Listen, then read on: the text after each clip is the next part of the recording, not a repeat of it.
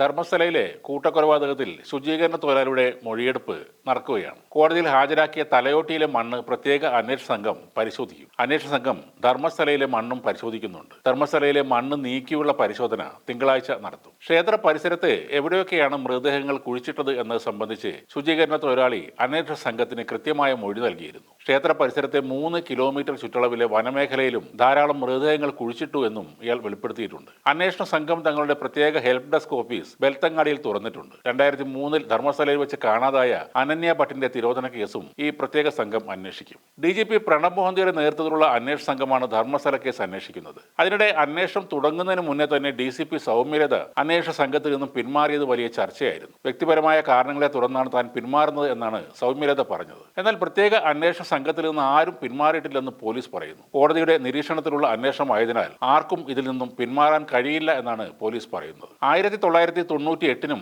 2014-നും ഇടയിൽ ധർമ്മസ്ഥലയിൽ വെച്ച് ബലാത്സംഗം ചെയ്ത് കൊലപ്പെടുത്തി എന്ന ആരോപണത്തിലെ പ്രതിസ്ഥാനത്തുള്ളവർ എല്ലാവരും ധർമ്മസ്ഥല മഞ്ജുനാഥ ക്ഷേത്രത്തിലെ സൂപ്പർവൈസർമാരും അവിടുത്തെ ജീവനക്കാരുമാണ്. എതിർക്കുന്നവരെ ഇല്ലാതാക്കാൻ ഒരു മടിയുമില്ലാത്തവരാണ് അവരെന്ന് തനിക്കും കുടുംബത്തിനും പോലീസ് സംരക്ഷണം ഏർപ്പെടുത്തിയാൽ എങ്കിൽ മാത്രമേ ആ പേരുകൾ വെളിപ്പെടുത്താൻ തയ്യാറാകൂ എന്നും മുൻ ശുചീകരണ തൊഴിലാളി പറഞ്ഞിരുന്നു. ഇപ്പോൾ DGP പ്രണബ് മോഹന്തിയുടെ മേൽനോട്ടത്തിൽ DIG MN അനുച്ഛേദ്, SP Jithendrakumar Dayama എന്നിവരുൾപ്പെടെ 20 അംഗ സംഘമാണ് ഈ കേസ് അന്വേഷിക്കുന്നത്. ദക്ഷിണ കന്നഡ, ഉടുപ്പി, ഉത്തര കന്നഡ ജില്ലകളിലെ ഉദ്യോഗസ്ഥരാണ് ഈ ടീമിലുള്ളത്. സാക്ഷിയായ ശുചീകരണ തൊഴിലാളി ജീവന് ഭീഷണിയെ തുടർന്ന് 11 വർഷം ധർമ്മസ്ഥലയിൽ നിന്ന് വിട്ടുനിൽക്കുകയായിരുന്നു. ഈ അടുത്താണ് അഭിഭാഷകരായ തേജസ്വി ഗൌഡയെയും ധീരജിനെയും ബന്ധപ്പെട്ടുകൊണ്ട് ഈ കൊലപാതകത്തിന്റെ വിവരം കൈമാറിയത്. ഇവിടെ 30 വർഷം മുമ്പുണ്ടായ മകളുടെ ദുരൂഹമരണത്തിൽ സംശയം പ്രകടിപ്പിച്ച് പാലക്കാട് സ്വദേശിയായ ഒരു സ്ത്രീയും ഇപ്പോൾ അന്വേഷണ സംഘത്തെ സമീപിച്ചിട്ടുണ്ട്. ഇതിലെ ശ്രദ്ധേയമായ വിഷയം എന്തെന്നാൽ ധർമ്മസ്ഥലയിലെ അധികാരിയായ വീരേന്ദ്ര ഹെഗ്ഡെയുടെയോ ആ അമ്പലത്തിന്റെയോ കാര്യങ്ങൾ പരാമർശിക്കുന്ന 8000 ന്യൂസ് ലിങ്കുകൾ നീക്കം ചെയ്യാൻ കർണാടകയിലെ കോടതി ഉത്തരവുണ്ടെന്നാണ് പറയുന്നത്. വീരേന്ദ്ര ഹെഗ്ഡെ എത്രമാത്രം പവർഫുൾ ആണെന്ന് തെളിയിക്കുന്നതാണ്